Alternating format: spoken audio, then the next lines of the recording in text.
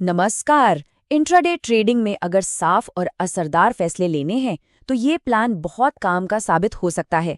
आज हम एक ऐसी रणनीति देखने वाले हैं जो सिर्फ दो इंडिकेटर्स का इस्तेमाल करके ट्रेडिंग को एकदम आसान बना देती है। अक्सर ट्रेडिंग चार्ट कुछ ऐसा ही दिखता है ना? मतलब इंडिकेटर्स का एक जाल सा। ज्यादातर ट्रेडर्स जानते हैं, इसी उलझन में फंस जाते हैं। अब सोचिए, दर्जनों इंडिकेटर्स के बीच में कोई सही फैसला कैसे ले सकता है? लगभग नामुमकिन हो जाता है। तो इसका हल क्या है? जवाब ना, इसी एक सिद्धांत में छिपा हुआ है सादगी।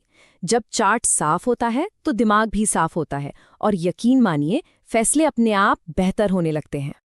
तो चलिए इस रणनीति के पहले हिस्से को समझते हैं। ये इतनी सरल और शक्तिशाली क्यों है?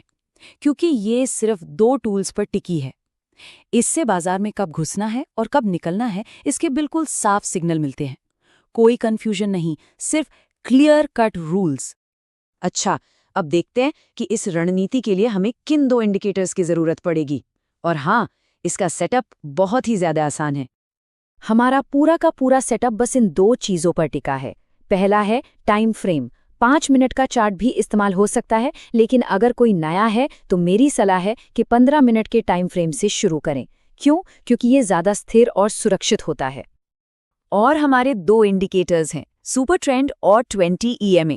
इसको ऐसे समझिए कि सुपर ट्रेंड एक ट्रैफिक लाइट की तरह है। हरा मतलब बाय और लाल मतलब सेल। वहीं 20 EMA उस ट्रेंड की रीढ़ की हड्डी है, जो ये बताती है कि ट्रेंड में आखिर दम कितना है। चलिए अब आते हैं इस रणनीति के दिल पर, हमारे एंट्री और एग्जिट के नियम। हमें कब खरीदना है और कब बेचना है, इसके लिए बिल्कुल साफ शर्तें हैं, कोई गेस वर्क नहीं। तो खरीदने का ट्रेड कब लेना है? देखिए, इसके लिए 3 शर्तें पूरी होनी चाहिए। पहली, कीमत 20 EMA लाइन के ऊपर होनी चाहिए। दूसरी, सुपर ट्रेंड का सिग्नल हरा हो। और तीसरी, सबसे जरूरी, एक कैंडल EMA के ऊपर क्लोज होनी चाहिए। बस जैसे ये तीनों चीजें एक साथ मिलती हैं, हमारा सेटअप तैयार है। और स्टॉप लॉस वो सीधा सुपर ट्रेंड लाइन के नीचे लगेगा। बेचने के लिए नियम ठीक इसके उल्टे हैं। कीमत को 20 EMA के नीचे होना होगा, सुपर ट्रेंड का सिग्नल लाल होगा और एक कंफर्मेशन कैंडल EMA के नीचे बंद होनी चाहिए। देखिए इस सिस्टम का लॉजिक कितना सीधा और साफ है। और एक नियम जो कभी भी नहीं तोड़ना है, रिस्क रिवॉर्ड रेशियो। मुनाफे का लक्ष्य हमेशा स्टॉप लॉस से कम 2 गुना होना चाहिए। मतलब अगर 10 रुपए का जोखिम ले रहे हैं तो टारगेट कम से कम 20 रुपए का होना ही चाहिए। यही वो एक चीज है जो लंबे समय में फायदेमंद बनाती है।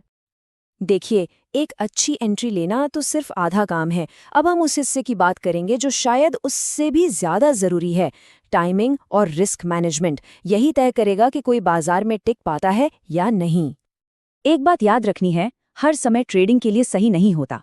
इस रणनीति के लिए सबसे अच्छे मौके सुबह 9:30 से 11:30 और दोपहर में 1:30 बजे से 3 बजे के बीच मिलते हैं। क्यों?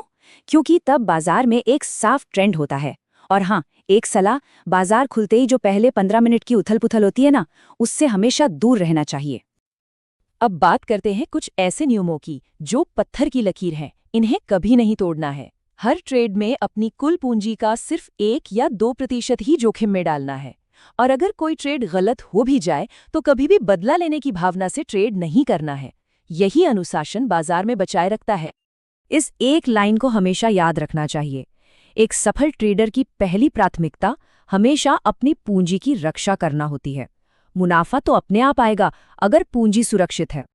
और अब इस पहेली के आखिरी और सबसे जरूरी हिस्से पर आते हैं, वो मानसिक अनुशासन जो इस प्लान को सही ढंग से लागू करने के लिए चाहिए।